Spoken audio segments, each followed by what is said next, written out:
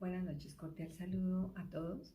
A continuación, mis compañeros Janet Rojas, Sol Hernández, Víctor Neira y quien les habla, Leida Caro, haremos una breve presentación de las tipologías textuales en los textos descriptivo, narrativo, argumentativo y una comparación. En el amplio universo de la comunicación escrita, las tipologías textuales desempeñan un papel crucial al definir la forma en que estructuraremos nuestras expresiones. En este breve recorrido nos adentraremos en el concepto de la tipología textual y su relevancia en la transmisión efectiva de ideas de acuerdo a cada uno de los textos que a continuación describiremos. Comprender las tipologías textuales no solo es un ejercicio académico, sino también una herramienta poderosa para enriquecer nuestra capacidad de comunicación. Al discernir entre lo descriptivo, lo narrativo y lo argumentativo, se abre un abanico de posibilidades expresivas.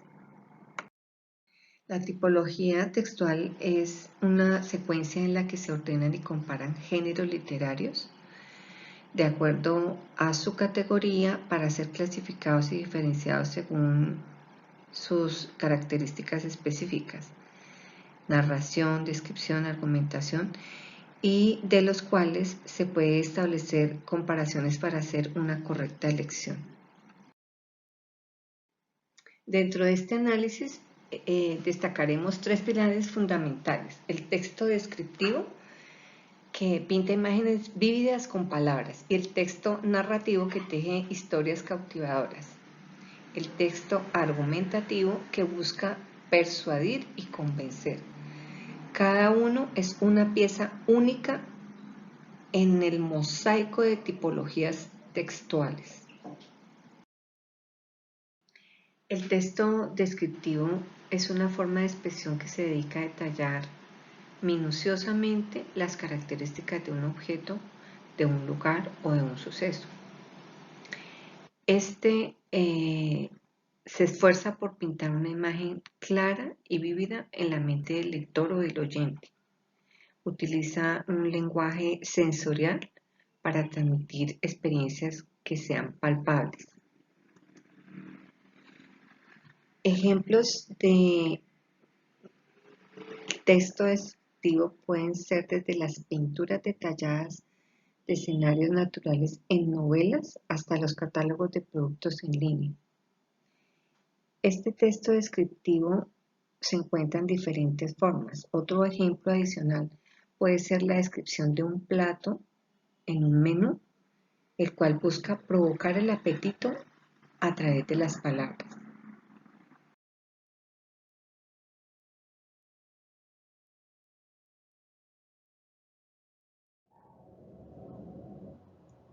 En esta presentación vamos a conocer todo acerca del texto argumentativo. Sin más que decir, continúa empapándote de esta información. El texto argumentativo tiene como objetivo persuadir a una persona o a una audiencia. Así también se caracteriza por mostrar evidencias claras y contundentes de nivel científico o teórico. Esto nos permite expresarnos de manera concisa y hacer reflexionar o incluso cambiar de otro punto de opinión o de vista a las personas que queremos persuadir. Esta es una herramienta muy utilizada. A lo largo de la evolución se ha venido cambiando y agarrando más fuerza. A continuación le voy a mostrar. Sígame en este recorrido. A lo largo de la historia se han presentado grandes escritores del texto argumentativo utilizando esta herramienta para así persuadir a una gran audiencia, y hoy en día podremos ver sus obras. Uno de los más destacados de esta lista podremos ver al grandioso Aristóteles, quien desde muy joven siempre era el propósito de argumentar todas sus obras y sus preguntas a sus maestros. Bueno, ya sabemos qué es el texto argumentativo, pero ¿en dónde se pueden aplicar? En el periodismo, en la política, la publicidad, la educación, en la divulgación científica, entre otros. ¿En dónde? En un ensayo, en un debate, en un escrito, en discusiones, sobre todo en textos persuasivos, artículos escolares, en una tesis. Ahí puedes utilizar tu texto argumentativo. En esta presentación vamos a conocer todo acerca del texto argumentativo. Sin más que decir, continúa empapándote de esta información. El texto argumentativo tiene como objetivo persuadir a una persona o a una audiencia.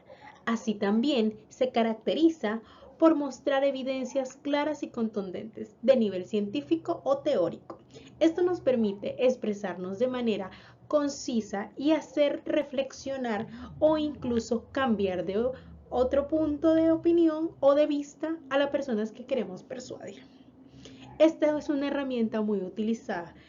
A lo largo de la evolución se ha venido cambiando y agarrando más fuerza. A continuación les voy a mostrar. Síganme en este recorrido. A lo largo de la historia se han presentado grandes escritores del texto argumentativo utilizando esta herramienta para así persuadir a una gran audiencia y hoy en día podremos ver sus obras.